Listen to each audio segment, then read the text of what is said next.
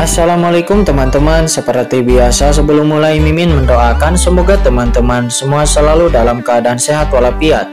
Oke, kali ini kita akan melanjutkan Martial Master versi novel bagian 1298. Bagi yang baru bergabung, selamat bergabung. Dan bagi yang belum subscribe dulu lah agar Mimin tambah semangat lagi nih bikin videonya. Oke, kalau sudah kita langsung masuk ke isi ceritanya.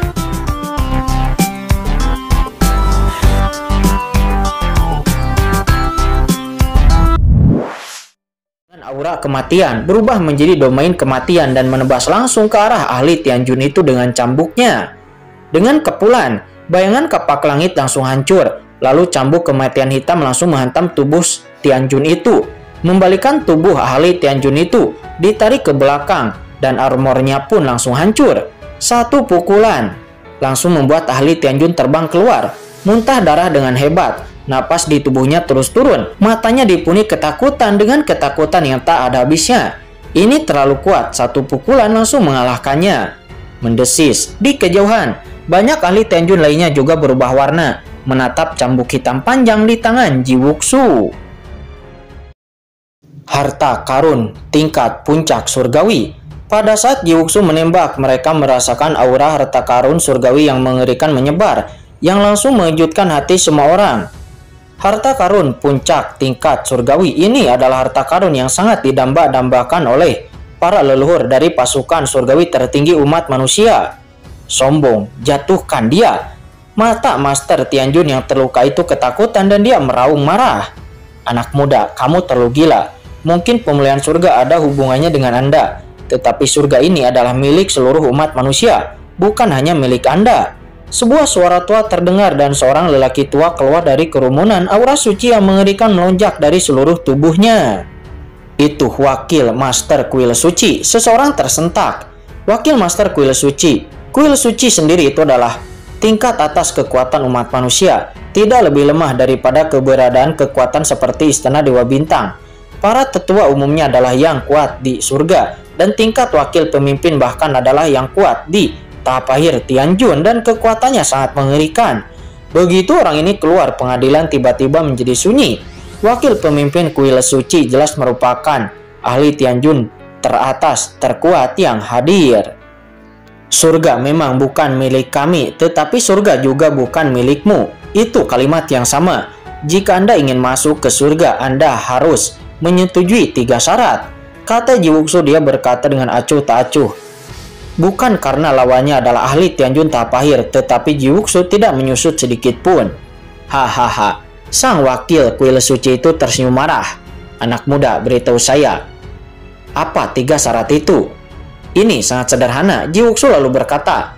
Pertama, setelah memasuki surga, usahakan sebisa mungkin menjaga perdamaian. Persyaratan ahli teratas tingkat Tianjun tidak diperbolehkan. Hahaha, mendengar persyaratan pertama, semua orang tertawa. Ahli Tianjun kuat, tidak bisakah dia pikir dia siapa? Bahkan jika Jenderal Tianjun bertanggung jawab atas dia, di manakah kekuatan surgawi tertinggi? Di manakah penguasa surgawi dari kekuatan tertinggi? Bisakah dia mengaturnya juga? Tetapi saat ini Ji Wuxu mengabaikan tawa orang-orang itu, dan Ji Wuxu melanjutkan. Kedua, Anda tidak boleh sembarangan berurusan dengan penghuni surga, kecuali pihak lain secara aktif memprovokasi Anda. Maka Anda tidak boleh membantai penduduk surga sesuka hati, kata Ji Wuxu. Hahaha, semua orang kembali tertawa. Surga tidak lebih dari taman belakang umat manusia mereka. Mereka bukanlah orang gila yang suka membunuh, dan tentu saja mereka tidak akan membunuh orang dengan mudah, kecuali jika itu untuk bersaing memperebutkan sumber daya atau memperebutkan harta karun. Maka mungkin mereka akan membunuh untuk mendapatkannya. Dan yang ketiga, Anda tidak boleh sembarangan menghancurkan lingkungan ekologi asli surga. Anda dapat menjelajahi relik tersebut, tetapi Anda tidak boleh membobol area terlarang di Papilun Pedang Tongtian dan area terlarang lainnya, kata Ji Wuxu. Hahaha, semua orang terus tertawa. Mereka tidak bisa memasuki area terlarang di Papilun Pedang Tongtian. Dan mereka memasuki surga tentu saja ingin memasuki area terlarang mendapatkan harta karun. Bagaimana mungkin mereka bisa untuk tidak boleh memasukinya? Mendengar semua itu, wakil pemimpin Kuil Suci mencibir dan dia menggedor. Dia berjalan keluar dan aura mengerikan muncul dari tubuhnya. Lucu, surga adalah surga manusia, bukan keluargamu. Siapa yang dapat kamu wakili? Saya mewakili Papilun Candi, kata Jiwuksu. Dia berkata dengan dingin. Papilun Candi, saya belum pernah mendengarnya, kata wakil kuil suci itu. Kemudian dia berteriak dengan dingin. Pergi. Dia meledakkan kekuatan cahaya suci dan kekuatan suci yang mengerikan melonjak. Dan tiba-tiba aura mengerikan itu naik ke langit langsung membungkus Jiwuksu. Wakil pemimpin kuil suci itu bertanya sebelumnya. Dia hanya ingin mendengar bagaimana jawaban Jiwuksu. Tetapi di luar dugaan pihak lain begitu sombong sehingga membuat 3 perjanjian yang menggelikan. Dia pikir dia siapa? Kekuatan wakil pemimpin kuil suci itu bertahan satu demi satu dan langsung menyapu Jiwuksu, membawa kekuatan mengerikan dari tahap air surgawi, cukup untuk menekan segalanya. Jika kamu tidak menaati perjanjian, maka kamu tidak akan diizinkan untuk masuk ke surga, kata Jiwuksu. Matanya dingin dan dia tidak mundur. Cambuk di tangannya tiba-tiba tersapu, bergemuruh, dan kekuatan mengerikan tiba-tiba menyapu wakil pemimpin kuil suci. Dengan suasana kematian yang terisi. Telapak tanganku adalah kematian, kata Jiwuksu. Dia berteriak dengan dingin, dan napas kematian menghilangkan kekuatan cahaya suci yang dilepaskan oleh wakil penguasa kuil suci. Setelah melihat ini, wakil penguasa kuil suci mengubah corak ekspresinya sedikit, tetapi dia terus bergerak maju dan dengan dingin berkata, apakah menurut Anda hanya Anda yang memiliki harta surgawi teratas? Kitab suci. Sebuah buku segera memancarkan cahaya suci muncul. Buku itu muncul di tangan wakil penguasa kuil suci. Buku suci ini memancarkan napas tubuh yang mengerikan, memaksa napas kematian Jiwuksu untuk menjauh. Itu adalah harta karun milik penguasa kuil suci, kitab kata-kata suci. Banyak orang yang melihatnya bersemangat. Kitab kata-kata suci itu merupakan harta karun tertinggi milik kuil suci, sangat kuat dan juga merupakan harta karun terkenal milik wakil penguasa kuil suci. Dikabarkan juga bahwa wakil penguasa kuil suci ini mampu menerobos ranah Tianjun tahap akhir. Itu juga dengan memahami makna mendalam dari kitab kata-kata suci ini. Anak muda, kamu masih terlalu muda mengandalkan senjata Tianjun Puncak. Anda mengira apakah Anda maha kuasa? Hari ini kursi ini akan mengajari Anda bagaimana berperilaku dengan baik. Bawakan untukku. Ledakan kitab kata-kata suci itu berkembang dengan napas suci, berubah menjadi serangkaian rune menutupi dunia, membungkus cambuk kematian di tangan Jiwuksu. Itu sebenarnya ingin mengambil cambuk kematian dan mengambilnya dari tangan Jiwuksu. Meskipun cambuk panjang ini mengandung aura kematian, sangat berbeda dengan aura kuil suci mereka. Namun tidak akan ada yang mengira bahwa harta karun itu terlalu kecil, karena selama itu bisa diperoleh. Secara alami akan ada kekuatan yang tak terhitung jumlahnya. Jiwuksu, ketika Master Pedang Abadi dan Budak Hitam, dan juga yang lainnya di belakang Jiwuksu melihat ini, ekspresi mereka berubah, dan mereka baru saja akan melangkah maju untuk membantu. Tapi tiba-tiba Master Pedang Abadi menghentikan mereka semua. Kalian semua kembalilah ke surga. Beberapa badut itu saja. Saudara Jiwuksu, dia bisa menyelesaikannya sendiri, kata Master Perang Abadi. Setelah mengatakan itu, semua orang pun melihat ada aura mengerikan yang muncul dari Jiwuksu. Hahaha, untuk mengajar alam liar, hanya kamu yang layak menjadi orang lain. Saya adalah ras kuno dan kekacauan adalah saya. Ledakan. Jiwuksu tiba-tiba berteriak dan di dalam tubuhnya, napas kematian yang mengepul memenuhi tubuhnya. Dan diiringi dengan napas kematian juga terdapat napas kekacauan yang mengerikan. Mengaum. Samar-samar semua orang sepertinya mendengar suara nyanyian naga. Dan bayangan naga yang memancarkan udara dingin muncul dari kepala Jiwuksu. Dan itu adalah binatang naga lilin hitam. Begitu bayangan binatang naga lilin hitam muncul, atmosfer dunia dan bumi berubah drastis. Bayangan naga di kehampaan membuka mulutnya yang besar dan menghisapnya dengan keras. Kekuatan suci yang tiba-tiba digulung dihisap ke dalam tubuh oleh bayangan naga, dan itu menghilang seketika. Binatang naga lilin hitam adalah makhluk yang keluar dari kekacauan saat alam semesta terbuka. Ia adalah salah satu dewa dan iblis kekacauan kuno, kecuali jika tidak terpisah siapa yang memenuhi syarat untuk mengajar para dewa dan iblis kekacauan kuno ini. Apa? Wakil penguasa kuil suci mundur lagi, dan kekuatan sucinya dari kitab kata-kata sucinya dipatahkan. Dia tidak percaya bagaimana ini mungkin. Apa itu kitab kata-kata suci? Datanglah kemari. Dengan sebuah gerakan untuk membersihkan semua cahaya suci, Ji Wuxu langsung melangkah maju. Dia berteriak dengan dingin.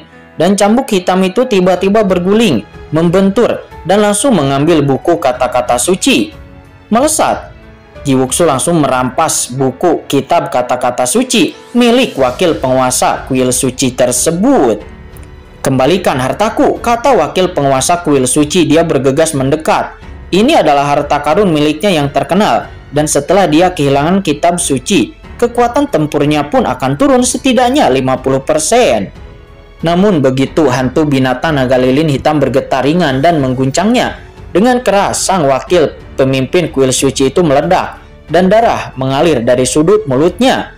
Kekuatan binatang naga lilin hitam dapat membuat Ji Tianguang dan orang kuat lainnya menerobos ke ranah supreme dari sumber kekuatan teratas. Dan wakil penguasa kuil suci ini bukanlah lawan sama sekali. Sekarang kitab suci hilang, tentu saja wakil penguasa kuil suci itu dengan mudah diguncang. Dia bukan lawan Ji Wuxu sama sekali. Wakil penguasa, sekelompok orang di belakang wakil penguasa kuil suci itu bergegas langsung membantu wakil itu. Dan mereka semua adalah orang-orang kuat lainnya dari kuil suci. Namun wakil penguasa kuil suci saja dikalahkan. Dari mereka tidak ada yang berani untuk melangkah maju. Kuil suci tidak mematuhi aturan Papilun Cendi, dan kami menghilangkan kualifikasinya untuk masuk ke surga, kata Ji Wuxu. Dia menyimpan buku kata-kata suci itu, lalu berkata dengan dingin kepada orang-orang dari kuil suci. Kamu melihat itu, wakil penguasa kuil suci itu sangatlah marah. Semuanya tunggu apa lagi? Alam surga ini bukanlah alam surga milik Papilun Cendi, tetapi milik seluruh umat manusia. Kualifikasi apa yang mereka miliki untuk menduduki alam surga? Biarkan kita menunggu untuk mematuhi aturan mereka, kata wakil penguasa kuil suci itu. Dia tiba-tiba berteriak dengan tajam. Dia berteriak kepada ahli Tianjun lainnya yang hadir di sana. Ya benar, bunuh mereka dan masuk ke surga.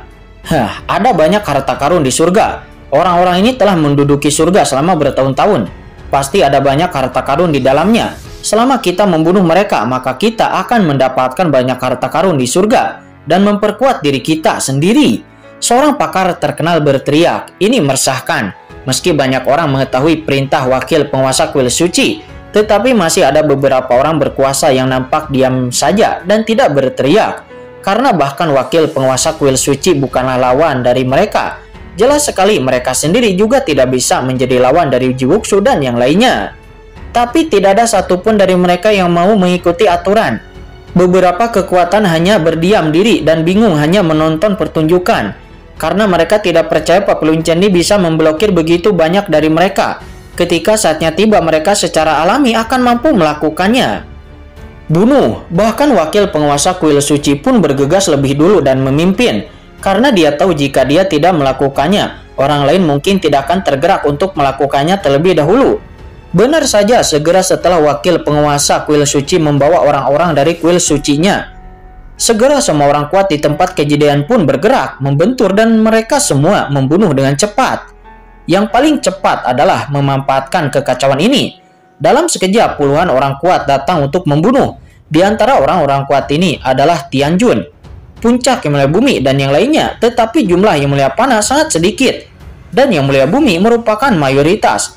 Dan ahli Tianjun memimpin di depan. Ada sekitar 8 orang ahli Tianjun.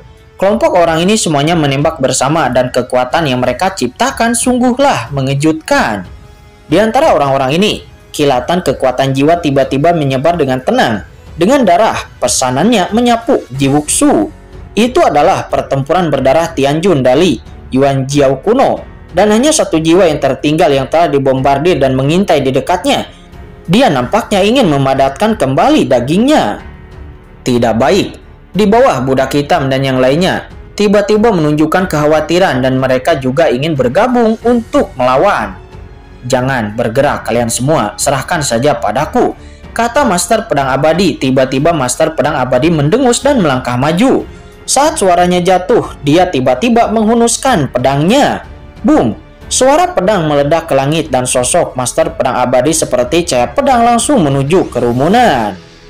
Siapa? Seseorang berteriak dan marah di tengah kerumunan. Ledakan, sepotong cahaya pedang tiba-tiba muncul dari kehampaan.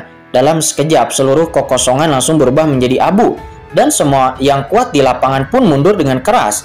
Pada saat ini, cahaya pedang yang tak terhitung jumlahnya tiba-tiba meledak dari lapangan. Dalam sekejap, jarak puluhan ribu mil langsung terpotong menjadi potongan-potongan yang tak terhitung jumlahnya. Semua yang kuat merasa ngeri dan mundur lagi dan lagi. Wakil penguasa kuil suci di antara kerumunan juga mundur dengan kasar. Saat ini dia terkejut. Ledakan, satu cahaya pedang langsung menebas dengan keras dan langsung menebas tubuhnya di sepanjang jalan. Dia pun mundur. Segera tanda pedang muncul tepat di dadanya. Darah muncrat dari sudut mulutnya dan dia mundur karena malu. Satu pedang, tetapi satu pedang itu berhasil melukainya dengan parah. Bahkan jika dia telah kehilangan buku harta karun surgawinya, dia masih merupakan ahli teratas setingkat surgawi tahap akhir, tetapi dia terluka parah oleh hanya satu pedang dari Master Pedang Abadi. Siapa orang ini? Para ahli teratas lainnya juga mundur dengan gila-gilaan. Mereka semua memuntahkan darah dan mundur satu persatu di bawah aura pedang ini. Satu pedang tetapi dapat mengusir puluhan orang kuat. Di antaranya bahkan ada 8 ahli Tianjun yang membuat orang kuat lainnya yang tidak pernah bergerak berubah warna, menampakkan ekspresi keheranan karena orang ini sangat kuat. Apakah ini puncak Tianjun? Master Pedang Abadi menebas banyak orang kuat dengan satu pedang dan tiba-tiba menusuk dengan pedang. Dia sudah merasakan bahayanya dan mundur untuk pertama kalinya, tetapi dia tidak menyangka bahwa dia tetap ditangkap oleh pihak lain, dan dia memotong aura pedang yang mengerikan di tubuhnya, yang juga membuat jiwanya bergetar. Hentikan, saya adalah anggota dari sekte Tian Yuan. Kata pertempuran berdarah Tianjun, dia mengeluarkan raungan yang tajam. Namun, dia sebelumnya telah dibunuh oleh Shen Gong Supreme dan sekarang itu hanyalah sisa jiwa. Bagaimana dia bisa menahan serangan dari Master Pedang Abadi? Cahaya pedang dari Master Pedang Abadi langsung jatuh dan Bloodly Tianjun itu, sosok jiwanya pun langsung musnah sepenuhnya. Ahli yang mulia surgawi yang kuat jatuh, dan surga dan bumi bergemuruh dengan keras. Semua orang langsung merasakan bahwa aura yang memancar dari surga langsung menyerap kekuatan Bloodly Tianjun dan mengintegrasikannya ke dalam aturan surga. Alam surga ini sebenarnya menyerap kekuatan orang-orang kuat yang mati di sekitarnya dan memperkuat dirinya sendiri. Namun hal ini juga mengejutkan banyak orang di sana. Bloodly Tianjun, dia adalah anggota dari sekte Tian Yuan, merupakan kekuatan tertinggi. Sebelumnya Bloodly Tianjun telah memprovokasi Shen Gong Supreme, dan Shen Gong Supreme hanya memusnahkan tubuh fisiknya, tetapi meninggalkan sisa jiwanya. Pada awalnya semua orang mengira karena tindakan tim penegak hukum, Shen Gong Supreme tidak akan memiliki kesempatan untuk membunuh Bloodly Tianjun. Tetapi sekarang, sisa jiwa dari Bloodly Tianjun sebenarnya dipenggal oleh orang di depan ini. Ini merupakan masalah karena mungkin sekte Tian Yuan tidak akan membiarkan masalah ini begitu saja. Gila, yang mulia, sungguh kejam. Anda benar-benar membunuh Bloodly Tianjun. Tahukah Anda betapa seriusnya kejahatan ini? Pada saat ini, sebuah suara dingin terdengar menggelegar, dan sesosok tubuh yang menjulang tinggi muncul di kejauhan. Orang ini memancarkan aura yang mengerikan, memberikan perasaan yang sangat menindas. Ada kekuatan khusus di tubuhnya yang menghilang seolah-olah dia adalah dewa. Surga dan ras manusia. Beberapa orang kuat merasa ngeri. Ras surgawi adalah salah satu cabang dari ras manusia. Sama seperti ras kuno dan ras raksasa, dia adalah kekuatan tertinggi.